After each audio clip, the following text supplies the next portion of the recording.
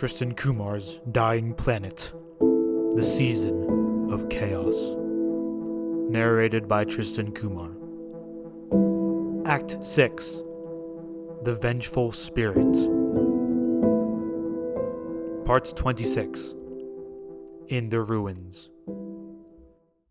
I could taste the dust from the debris collapsing onto me, but when I opened my eyes, I was in a field. I looked around. This field had tall grass, lush, tall grass.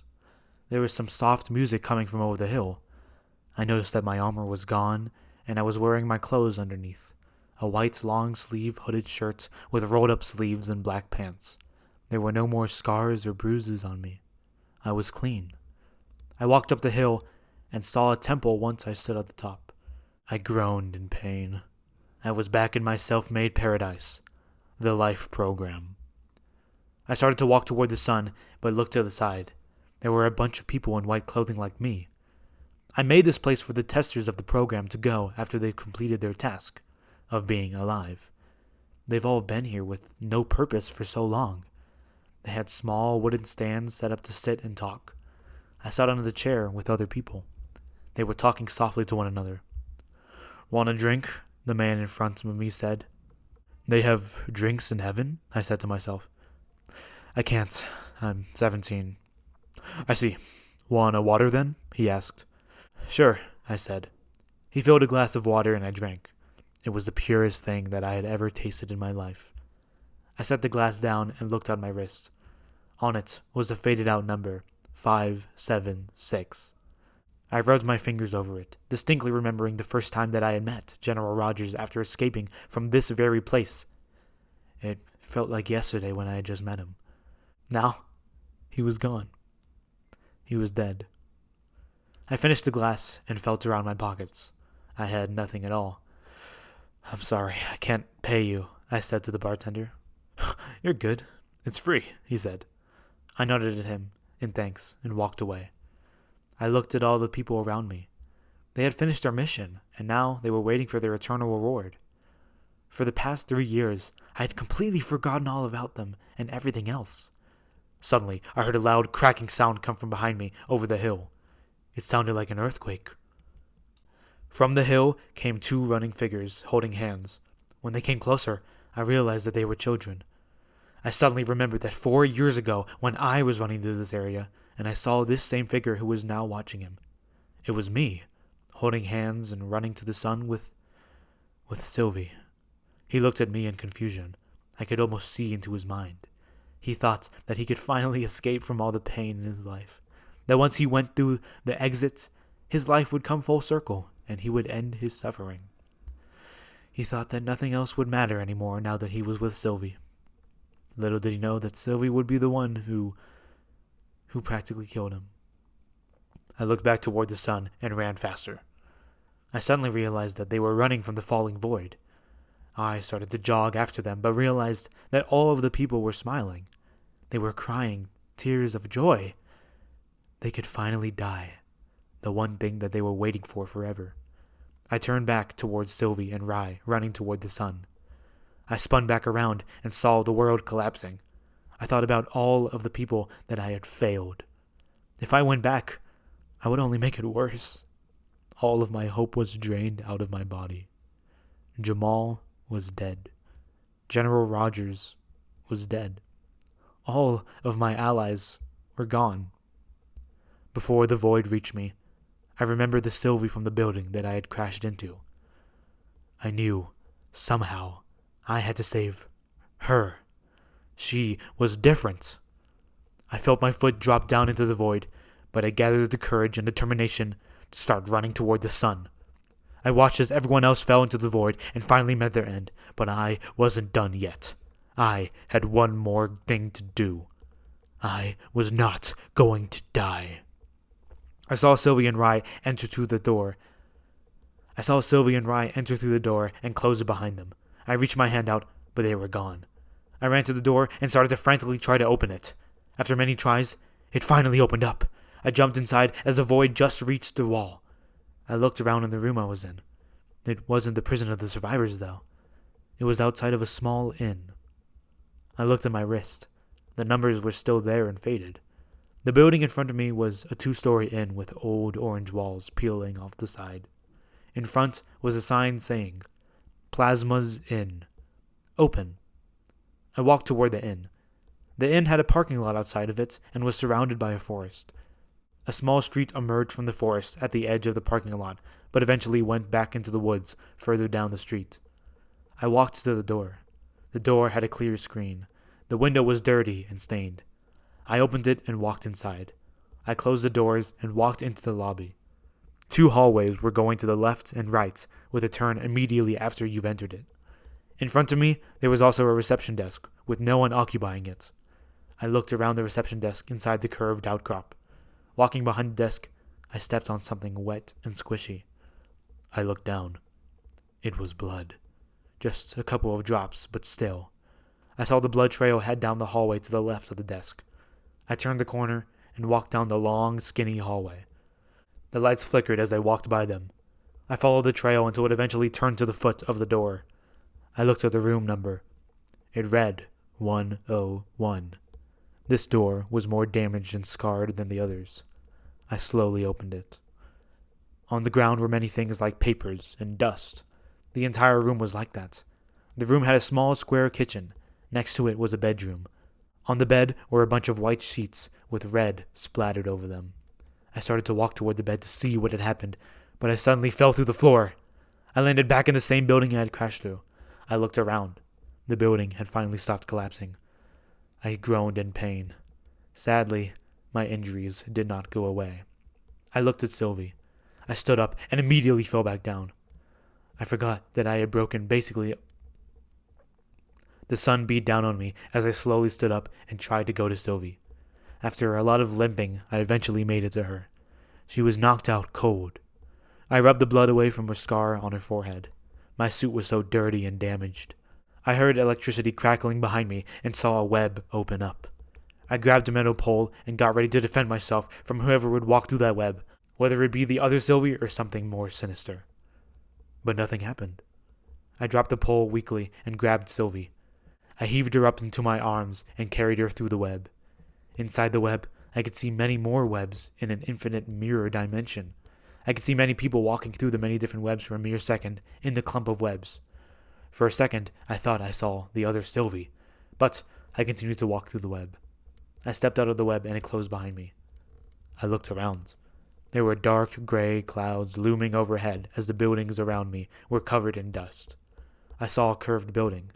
I was in Las Vegas again, but this time there was no debris on the ground. The streets were clear. From a shadow of the building, I saw a figure walked out. I turned and looked at the figure. Still holding Sylvie, I asked, "Who are you?" "Well," the figure said in a deep, weak voice, "the real question is..." He looked up into the light. I recognized him as President Jones. He looked older and different. "What are you doing here?" My eyes widened as Jones shot a tranquilizer dart at me. I dropped Sylvie and fell to the ground. The web closed as I watched Rai fall away into the other universe. I knew that he would never be able to stop me now. I walked past the bloody tree where the 2 people were impaled, long gone. I formed a new web and walked through it. I looked around while inside the web. In the corner of my eye, I thought that I had seen Rai carrying someone through the web.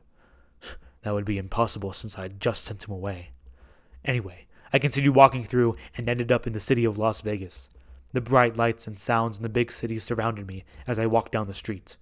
A car sped right toward me, but I simply held out my hand. The car flipped over me and exploded. People screamed and started to panic. I looked around and smiled. I loved the chaos.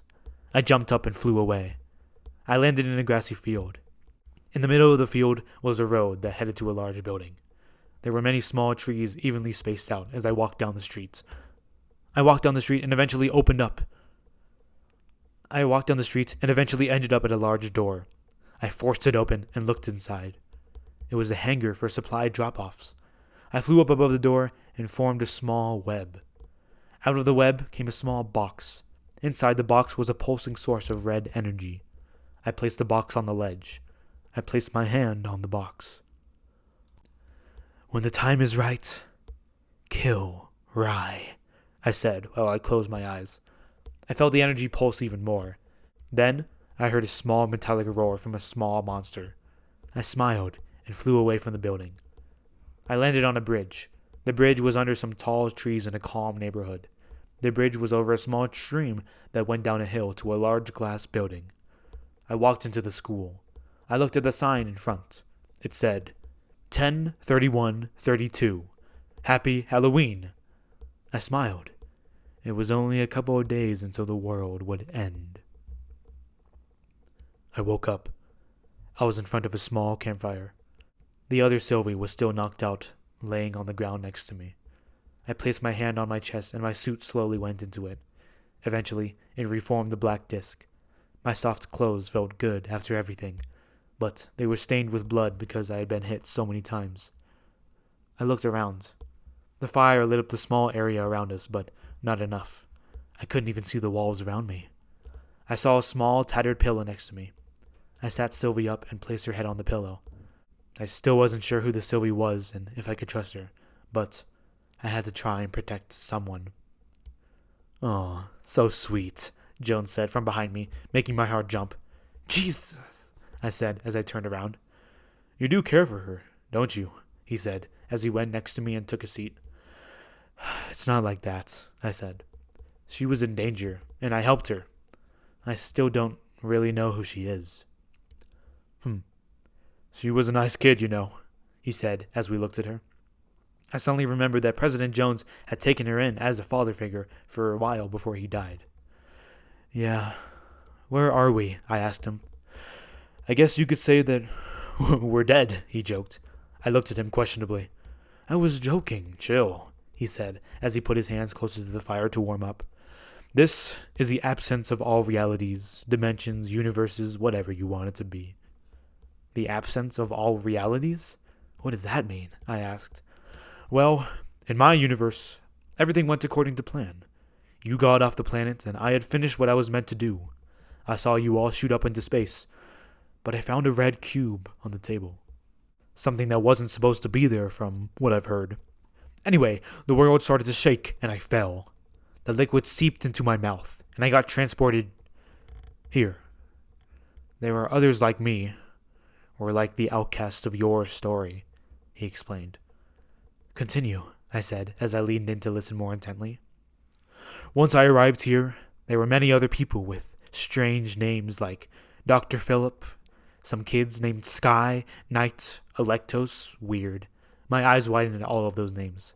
I had not heard those names in a very long time. They filled me in on how they got here, and I realized that everything that led up to your story is correct.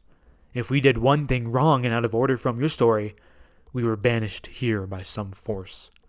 All of our mistakes for a story based around you," he said. "Uh-huh," I said, confused. "So, that's it," he said. "I've been stuck here for 17 years just doing nothing." "Wait, 17 years?" I asked. "What year do you think it is?" 2049, from my original reality," he said. His voice was weak and depressed. "So," he said, changing the subject, "how did you get here?" "Her," I said. "Well, a version of her. You see, she wanted me to get my revenge, so I kinda did, but then I had to help her back. But then she ended up killing my friend and his friends, and then broke all of my bones and killed basically my father figure, and then sent me flying through another reality. I found her, and I ended up here somehow," I explained. "Or something like that. It's confusing." "Well," Jones said, like he was waiting for an answer. "Well, what? I'm screwed. You think that I can win this fight?" I said. "Well, you need to try," he started. "I can't. She's going to hunt me down in every reality until there is no version of me anywhere in the multiverse. And I don't even know why. I'm screwed. Why do you think I can win this?" I said to him, starting to stand up. I calmed myself down and looked at the fire. When I first took Sylvie in, she was a really shy and smart girl. She hid in my office most of the time, but," he chuckled, She was the best thing I ever had. I owned one of the strongest countries in the world, but still, I preferred her. My heart sank. But when I told her that the world was ending and that I had to leave her, she wasn't ready. She was scared. So, whatever version of her is chasing you down, I know she's still my girl, he said. What are you saying? I asked. What should I do? Just stop trying to run and just accept the truth, he said. What truth? I asked him. Who you are, he said. Sylvie started coughing next to me. We both stopped talking and helped her up. She looked at us both. What is going on? She asked wearily. I rescued you, I said, still unsure of what she could do. She did have blood on her when I found her. I thought you died, she said to me softly. Maybe in your universe, but not his. Or mine, in that case, I hope, Jones said. But, she started, but Jones stopped her. You need rest, Sylvie, Jones said to me as Sylvie tried to find her words, but I stayed down and listened to her, as Jones went to sit back down. The soul train, she said, but then she fell right back asleep. Jones was right. She did need rest. But what was a soul train? Hey, what's a soul train? I asked Jones as we both sat back down. It's like a term, I think, for a train that stops the ambulance from getting to someone who's dying. They are supposedly meant to die if that happens, but it's pretty rare, he said. All of the words stuck with me, but the words, they are supposedly meant to die if it happens, really stuck with me, because Sylvie had mentioned that I had died, and the words, the soul train. I sat by the fire, thinking if I deserved to die. 5 days later, on November 5th of 2032, I headed back to the neighborhood of the school after staying somewhere close by. I looked at all the children going into the school, with their big backpacks while talking with their friends. I walked along the edge of the bridge, watching all of the students, looking for one in particular. Once I got off the bridge, a bus drove forward from behind me and screeched to a halt in front of the school. Many kids stepped out of the bus, but then a kid walked out a bit less excited than the others. He waited for his friend. Come on, Oscar, we're gonna be late, the young kid said to his friend, and the other kid walked out. Okay, I'm coming, another kid said as he stepped off the bus. He caught up with the other kid, and they walked in. There he was. Those were the kids that I was looking for. Oscar, his friend, and Rye. I began to walk after them, but before I could, I saw a black van pull up outside the school. I walked out to it and looked through the windows. It was dark and empty. I suddenly heard the sound of a gun loading. I stopped looking through the window and looked to my left. There was a man in all black pointing a gun at me. He had all black clothes and a black bandana. He nudged his gun and signaled for me to move out of the view of the kids. Who are you? The man said angrily. I started, but I stopped. I couldn't let them know who I was in case they knew who I was. I'm here for a mission. I need to take one of them out. Take someone out? Like a kid or what? The man asked, confused. No, a teacher. He's actually a giant drug lord or something. I lied. The man lowered his gun. I like you. Maybe you can help us, he said. I nodded as he opened up the back of the truck. Inside were many other men in black. I could hear one say, Poor Sylvie kid. They all stopped and turned to look at us. I looked suspiciously at what they had said, but they let it pass me by. I noticed a silver briefcase near their feet. Who is she? One of them asked. She's like a hits woman. She needs to kill someone in there, you know, he said. So? Another asked. She could help us? 2 birds, 1 stone, right? The men looked at each other and finally said, Fine, get ready. They handed me a black jacket and some black pants with a black bandana. All black. I put them on and grabbed a gun from another man. One guy checked his watch. 8:07, he told the others. There were 4 others excluding me. He signaled his fingers and we all ran toward the school. One man got in front and opened the glass door. Everyone else ran in. One man had a briefcase instead of a gun. He closed the door, and a teacher walked in wondering who was late. They shot them down immediately. Even that was kind of unsettling to me. Some man ran outside from behind the school and started shooting everyone. Meanwhile, 2 men headed upstairs, and I followed them. We ran down the long, tall hallway and busted through the class at the end of the hall. Children inside screamed. One man started threatening the kids. I looked around wildly, and I finally saw the kid who I was looking for. A young version of Rai, huddled next to other students, and he looked at me in terror. This episode was recorded by Tristan Kumar. If you enjoyed this, make sure to check out the next part. This is the first part in the final act of the Dying Planet trilogy. This is Act 6, The Vengeful Spirit. And if you enjoyed this, then check out the next part. Thank you so much for listening. Have a great day.